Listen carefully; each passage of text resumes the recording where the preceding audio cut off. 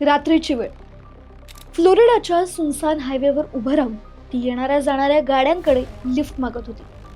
समोरून येणारी एक गाडी तिला पाहून थांबली. ती गाडीत बसली. त्या गाडीत होता रिचर्ड मालरी, जो तिला पाहून आधीच तिच्यावर फिदा झाला होता. त्या दोघांच्याही छान गप्पा सुरू झाल्या. तिने गोड बोलून त्या रिचर्डचं मन जिंकलं. रिचर्डला वाटलं आता आपली लॉटरीच लागली. पण तेवढ्यात अचानक तिने पर्समधील बंदूक काढून त्याच्यावर गोळ्या झाडल्या. ही होती तिची पहिली शिकार. आता सिरियल किलर म्हटलं की आपल्या डोळ्यांसमोर येतो एखादा क्रूर पुरुषी चेहरा. पण आजची गोष्ट अशा एका स्त्रीची आहे जिने हा समज मुळापासून हादरवून टाकला. ती हायवेवर लिफ्ट मागायची, गोड बोलायची, आणि मग कोण होती तिचं थरकाप उडवणारं सत्य नेमकं काय जाणून घेऊया या व्हिडिओच्या माध्यमातून. पण त्याआधी गाजावाजाला सबस्क्राईब करा आणि नवनवीन अपडेटसाठी बेल आयकॉन क्लिक करायला विसरू नका. नमस्कार, तुम्ही पाहताय गाजावाजा.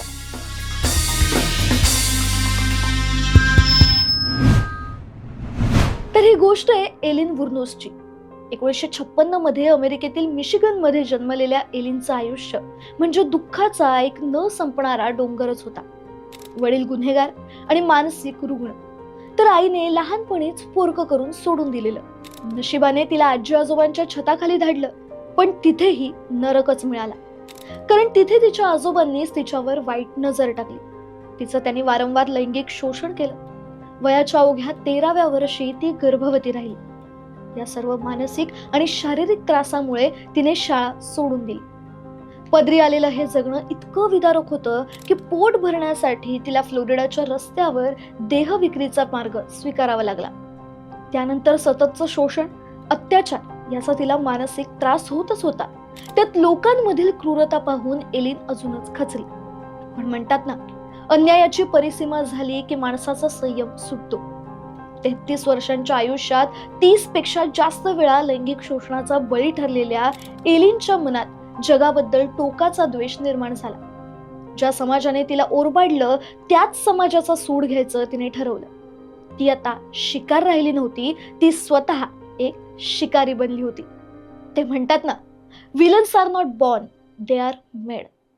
तिची शिकार करण्याची पद्धत एखाद्या थ्रिलर सिनेमासारखी होती.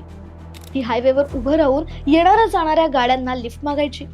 गाडीत बसल्यावर ड्रायव्हरशी अगदी गोड बोलून त्याचं मन जिंकायची आणि समोरच्याला संशय येण्यापूर्वीच आपल्या पर्समधील बंदूक काढून त्यांच्यावर गोळ्या झाडायची.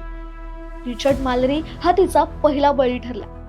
या पहिल्या खुनानंतर तिचा आत्मविश्वास असा काही वाढला की पुढच्या वर्षभरात तिने फ्लोरिडा हायवेवर रक्ताचा सडा टाकत 6 जणांचा बळी घेतला. पोलीस चक्रावून गेले होते. ज्या क्रूर पद्धतीने या हत्या होत होत्या त्यावरून तपास यंत्रणांना खात्री होती की हे काम एखाद्या ताकदवान पुरुषाचंच असणार. दरम्यान एलिन मृतांच्या गाड्या आणि मौल्यवान वस्तू विकून आरामात जगत होती. याच काळात तिच्या आयुष्यात टायरॉन मुरहेड नावाची स्त्री आली. दोघे एकमेकींच्या प्रेमात पडल्या. पण एलिनला माहित नव्हतं की ज्या प्रेमासाठी ती आसुसली होती तेच प्रेम तिला फासापर्यंत घेऊन जाणार होतं. एलिनला पकडण्यासाठी पोलिसांनी प्रोफाइलिंग आणि अंडरकव्हर ऑपरेशन्सचा वापर केला. तपासादरम्यान पोलिसांना रिचर्ड मालरीची गाडी बेवारस अवस्थेत सापडली होती. या गाडीच्या आत आणि दरवाजावर पोलिसांना काही अस्पष्ट बोटांचे ठसे मिळाले. त्यावेळी एलिनने एका हॉक शॉपमध्ये काही चोरीच्या वस्तू विकल्या होत्या, जिथे तिनं तिचं खरं नाव न वापरता टोपण नाव वापरलं होतं. मात्र त्या वस्तूंच्या व्यवहारावर तिने स्वतःच्या हाताचे ठसे उमटवले होते.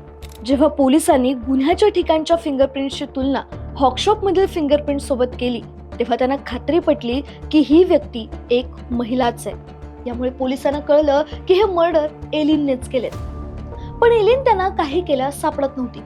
तेव्हा त्यांनी तिच्या प्रेयसीला टायरॉनला गाठलं आणि तिला एक ऑफर दिली. जर तू एलिनच्या विरोधात साक्ष दिलीस तर तुला सोडून देऊ, अन्यथा तुलाही तुरुंगात सडावं लागेल.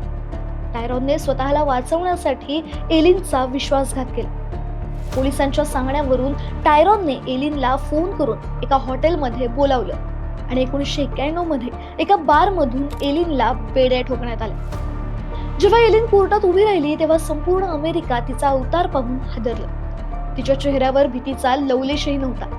तिने गर्जना करत 7ही खुनांची कबुली दिली. ती ओरडून सांगत होती, मी मारलेला एकही माणूस निरपराध नव्हता. त्या प्रत्येकाने माझ्यावर बलात्कार करण्याचा किंवा मला मारण्याचा प्रयत्न केला होता. मी जे केलं ते आत्मसंरक्षणासाठी केलं. पण कायद्याच्या चौकटीत तिचे हे दावे सिद्ध झाले नाही आणि तिला फाशीची शिक्षा सुनावण्यात आली. 9 ऑक्टोबर 2002 वयाच्या 46व्या वर्षी एलिनला विषारी इंजेक्शन देऊन फाशी देण्यात आली. मृत्यूला सामोरं जातानाही तिच्या डोळ्यात पाणी नव्हतं. 33 वेळा तिच्यावर लैंगिक अत्याचार झाले. अवघ्या 13व्या वर्षी ती गर्भवती राहिली आणि तिथून सुरू झालेला एक भयानक खेळ अखेर संपला. पण शेवटीही तिने हसून निरोप दिला, मी पुन्हा येईन.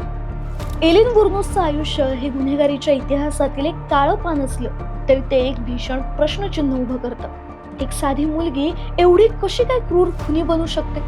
तिच्यावर आधारित मॉन्स्टर सारखा चित्रपट आणि क्वीन ऑफ सिरियल किलर सारखी सिरीज आजही पाहणाऱ्यांच्या अंगावर काटा आणतात. तुम्हाला ही स्टोरी कशी वाटली आम्हाला कमेंट करून नक्की सांगा. आणि गुन्हेगारी विश्वातील अशाच थरारक गोष्टी जाणून घेण्यासाठी गाजावाजाला लाईक, शेअर, फॉलो आणि सबस्क्राईब करायला विसरू नका.